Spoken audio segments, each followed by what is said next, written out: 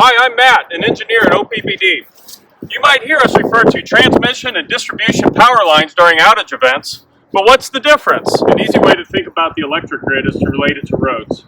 Transmission lines are the interstates and highways of the electricity grid.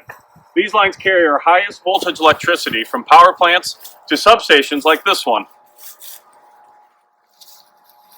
Much like the interstate system, transmission lines form the backbone of the larger national electric grid.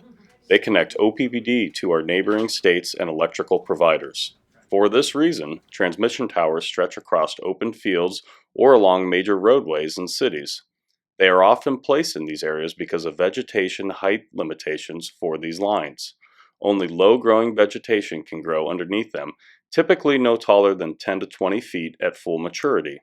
This is because transmission lines carry electricity at extremely high voltages. Therefore, electricity on transmission lines is not suitable or safe for your home. Substations step down or reduce the voltage from transmission to distribution level.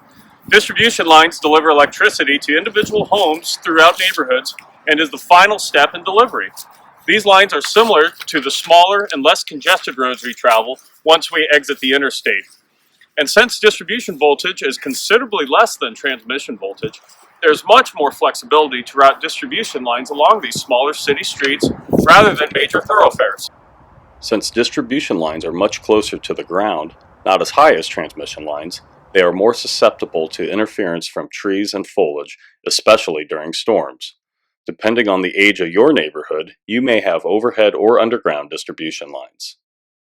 Underground lines found in commercial and newer residential neighborhoods are also susceptible to outages from overhead distribution.